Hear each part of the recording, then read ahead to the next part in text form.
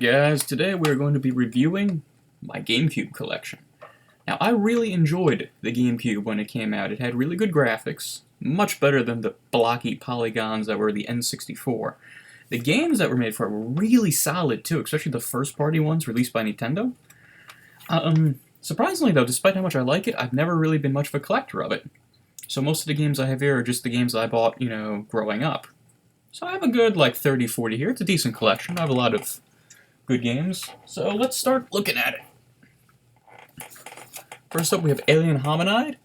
This is actually a pretty fun run-and-gun game, very similar to Metal Slug.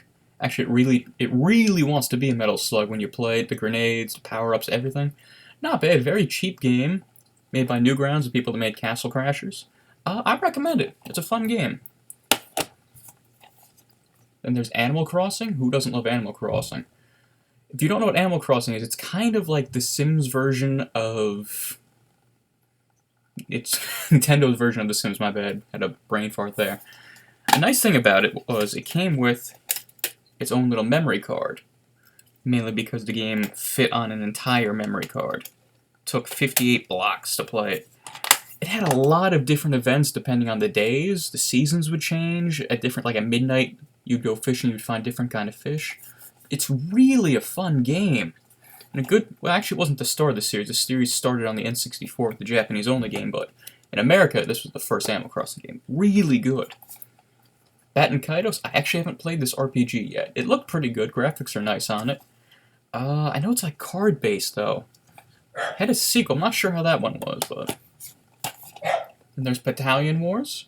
This is a really fun real-time strategy game. It's a spin-off of the Advanced Wars series, which was also really fun in the Game Boy Advance. I really recommend it. It's a fun, fun game. You're able to switch between your troops and everything. Really good. Easy to find, too. Chaos Field. A not very good shoot-'em-up for the GameCube. It's also released on the Sega Dreamcast, in Japan only. I'm not a fan of Milestone, the creator of this title.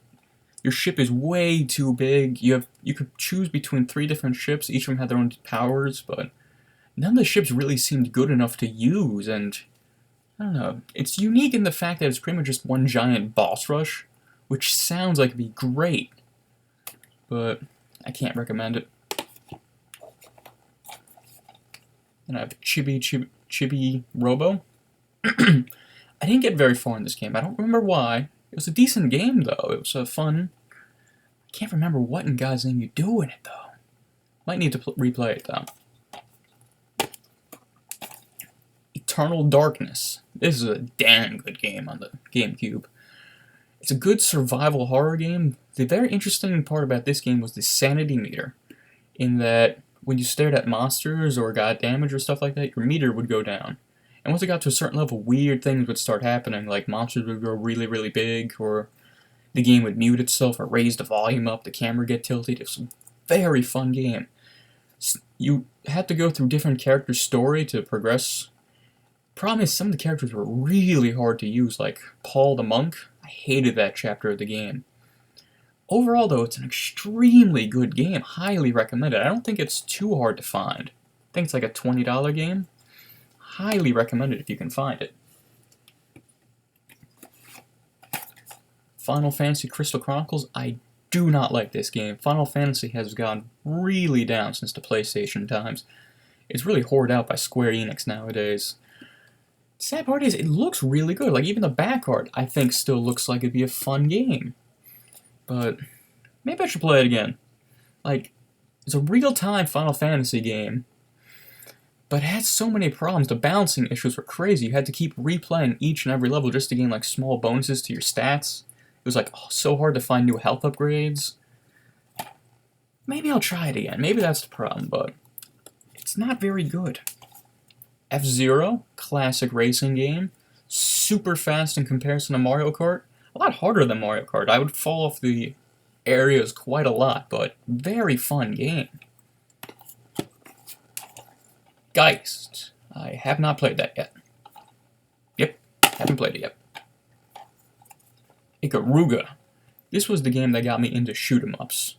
So that was kind of a curse for me because I've collected so many of those damn games. I've become addicted to shoot 'em ups. Nickaruga is an extremely fun, balanced game. Highly recommended. You get to switch your ship's polarity between red or white, and you could absorb the bullets of the same pattern. So if you're red, you could absorb all the red bullets, but white bullets would harm you. It makes it kind of easy, too, to start off with, I thought, because I was able to avoid half of the bullets. It gets much harder later on in levels, but it's very fun. It was also released on the Dreamcast. I believe it's on Steam 360. It's so easy to find nowadays. You should definitely find a version and play it if you're interested in any kind of shoot 'em up. Luigi's Mansion. Classic game right here. I really enjoyed Luigi's Mansion. It's a very fun game. Survival horror? Not really. It's definitely on the slightly kiddier version of survival horror, but it's really fun. A little short, but I kind of like short games. It means I can actually replay them. Really recommend this game. Metal Gear Solid: The Twin Snakes. I thought I was going to like this game much more than I really did. It was a remaking of the Metal Gear Solid on PlayStation 1 with like newer Metal Gear Solid 2 things. I did not like it too much though. It wasn't meant... The first Metal Gear wasn't really meant for first-person things, and the new cinematics, I remember Snake became like this superhuman doing like fucking Power Rangers jumps and stuff. It's like, no, that's not Metal Gear. No. Also, they changed a lot of the music, and it didn't work for me. I mean, I know a lot of people love this game. I don't. Metroid Prime. This is when Nintendo tried to take Metroid in a new direction, bring it to the first person, and I think they succeeded pretty well. It has major problems when it comes to the map, though. I get so lost when I play this game. And I've never actually beaten this game. I've gotten to the point where you have to collect these 10 ancient ruins or artifacts, I think they were called. And I got so bored at that point, but that's almost near the end of the game, so I just missed the Omega Metroid battle, but either way, really solid game. Dirt cheap, too. You could easily find this game for like $5. Graphics are good, controls are good. Metroid Prime 2. I didn't really like this game too much. Despite liking the first one a lot, something was missing. I also hated the two worlds, the dark and the light world.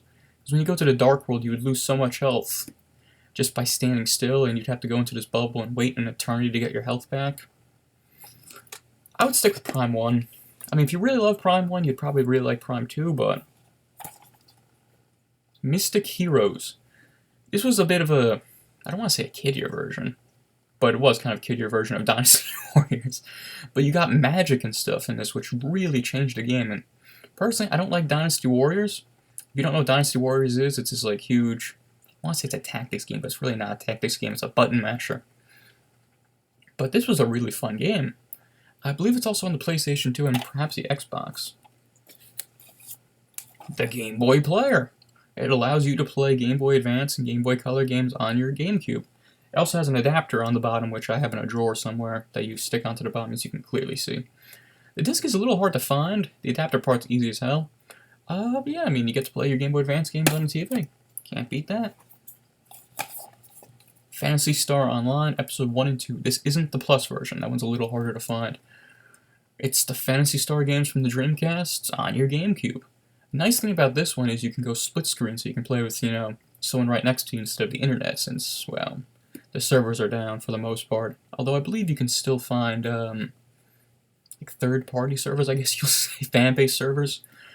Playing alone, though, this game isn't very fun. It's kind of boring, truthfully, alone. Play with someone else, it's not too bad, but as far as, team RPGs go, you could do a little better. Pikmin. I loved Pikmin 1 and 2 on the GameCube. Pikmin 3 on the Wii U, not so much, but really fun game. Graphics at the time were really good. The controls are still really good. They really improved things in the sequel. Made things a little easier, like what should have been easier. I'm having a hard time describing this. It's a real-time strategy game. I mean, I'm sure you know, it's a classic GameCube game. And Pikmin 2, a lot better than the first. A lot of new improvements. You could now go into caves and stuff, so it kind of became almost a dungeon explorer in a sense. And it gave you more time. There's so much more to search and stuff. You have 2 extra Pikmin. It was a really good enhancement. It's a damn shame it came out really close to the GameCube's end, so not too many people played it. Prince of Persia: The Sands of Time. This is another really good game. GameCube had a lot of fucking good games at the time, I'm telling you. This is a action-adventure game, but it kind of brought Prince of Persia back, since I think the last one before this was Prince of Persia 3D on the, not the PlayStation, on the PC and the Dreamcast, which kind of shit. But this was such a good game. I highly recommend you find it. The sequel is not so much. It kind of changed the formula and I didn't really like it as much, but this is a fucking good game. Find it. The 2 Thrones. I have the second Deceptions, or can't remember what it's called, on the PlayStation 2. Again, not very good. And this one, it was better than the second, but not as good as the first.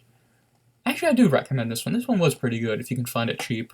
And if you like the first, they didn't really improve anything. I mean, you were able to switch between that evil prince who had that chain attack, and you could insta-kill. It actually added the insta-kill, yeah, that made the game a bit better. That was fun to do. Made it a little more stealthy. That's a good one. Resident Evil 0. Not bad, not bad. Not as good as Resident Evil 4 or anything, but I mean, it wasn't meant to be Resident Evil 4. Resident Evil 4 wasn't even out then. If you like classic Resident Evil games, you'll probably like this one. I'd check it out. And speaking of classic Resident Evil, the remake of Resident Evil, holy shit did they ramp up the difficulty on this game. I mean, the first one on the Saturn and PlayStation is not an easy game to begin with, but they went crazy on this. The most noticeable difference was zombies would come back to life, and they were stronger, and they took a lot more hits. Really good remake. I mean, I wish Capcom put a lot more effort into their remakes like they did with this. Fucking good. And then Resident Evil 4, this just fucking changed the industry pretty much. This is a fabulous game. It started off on the Gamecube and then got ported to pretty much everywhere else. Highly recommended. I mean, I'm sure you know this game. It's a third-person shooter. Had a lot of weapons. Decent. I mean, it's a fucking Capcom store, so for that it's decent. Graphics were really good. The gameplay was just crazy fun. Highly recommended. The preview disc for Resident Evil 4. You got this by pre-ordering Resident Evil 4, and to be honest, they changed a few things in this. For that, it's kind of interesting to see the differences. Like, you didn't have the knife equipped on you at all times in this version. Graphics were a little different, but I mean, a lot of it was the same. Robotech. I don't really remember too much about this. Very forgetful game. Sorry. Skies of Arcadia. This is a pretty good RPG. Originally started on the Dreamcast. This version, I forget what it adds. It added a few extra things to it. What the fuck did it? I think it added a new boss, a couple new items. I'm blanking out. I didn't actually beat Skies of Arcadia on either the Dreamcast or the GameCube. It is a fun game, though. It just, I don't know, halfway through I just got a little tired of it, personally. So yeah, I mean, it's alright. Soul Calibur 2. It had fucking Link in it, man. That's why if I had to choose between the PlayStation and the Xbox version or using fucking Link, I went with Link. And he's such a cheap character, too. That's made the game really easy. I kind of prefer the Dreamcast version, the original Soul Calibur. Although this did add a lot of extra content from what I remember. I'm going off memory with a lot of these games since it's been a while since I played them, so sorry I'm so fucking stupid about them. But I really liked it, so I'd recommend getting that. Star Fox Adventure, that's a cheap man Zelda. Star Fox Assault. I was really hoping they were going back to like the N64 version of Star Wars, yeah, of Star Fox. You know, when you're in the R-Wing and stuff. And they fooled me in the first level because you're in the R-Wing and everything and it looked pretty good. But then you just go back on foot and you're using a tank and I didn't like it. It's kind of like an arcadey. Bad memories coming back thinking of that. Mario Sunshine. I really enjoyed this game. It seems to be a love or hate kind of game. I thought it was a good successor to the 64. Not as good as the 64 one, but I really liked it. I liked being able to use the jetpack with Mario. It made some of the jumps a bit easier. I really liked it, honestly. I'm surprised a lot of people don't. Smash Brothers Melee. Holy shit, I wasted months of my life on this game. Really fucking fabulous sequel to the first Smash Brothers. Everything was changed. Everything got better. Better graphics, better controls, so many more characters, so many more modes. I, like, shit my pants when I seen that they made a sequel to it. It's like, holy shit. Fucking fabulous game. I'm a huge fan of the Smash Brothers series. None of them have disappointed me yet. Brawl was a good sequel to this, too.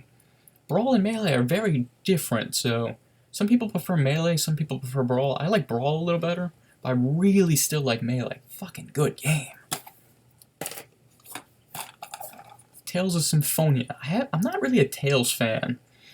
They have a lot in their series, and I can't really find any Tales game that I'm, like, really like. I don't know, just, they're not really for me.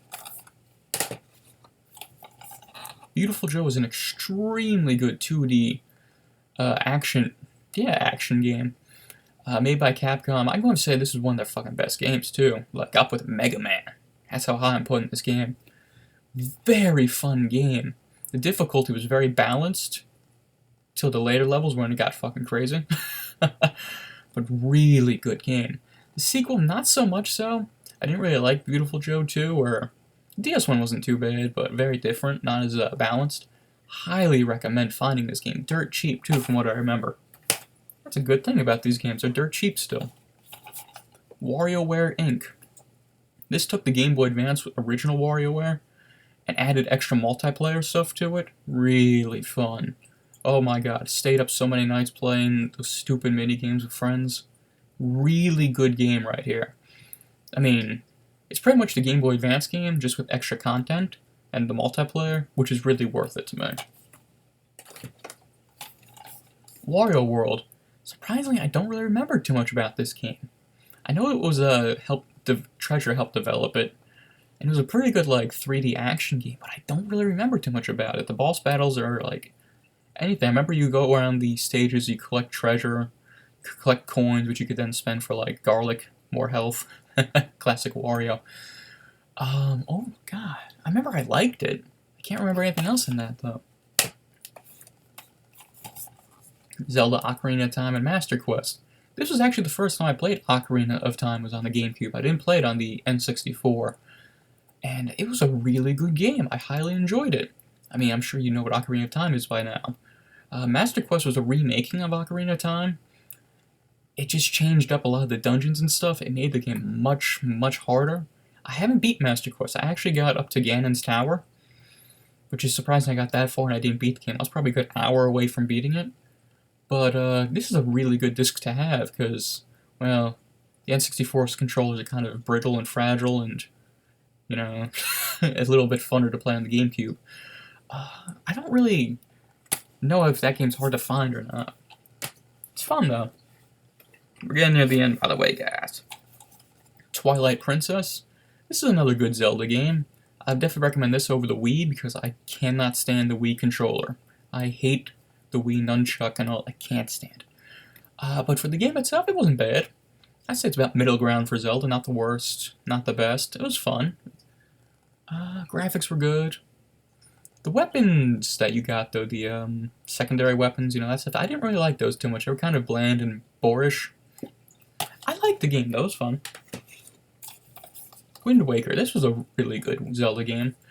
It went for the cartoony style, which I think made the game a little on the easier side, a little more kiddie-friendly, which, for the GameCube, we can understand that. Really good game. I highly enjoyed it. I didn't enjoy having to collect the Triforce parts near the end of the game. They should have took that part of that out. That kind of brought the game down a lot. I had to go online and find a game fact for where they were, so that kind of ruined it.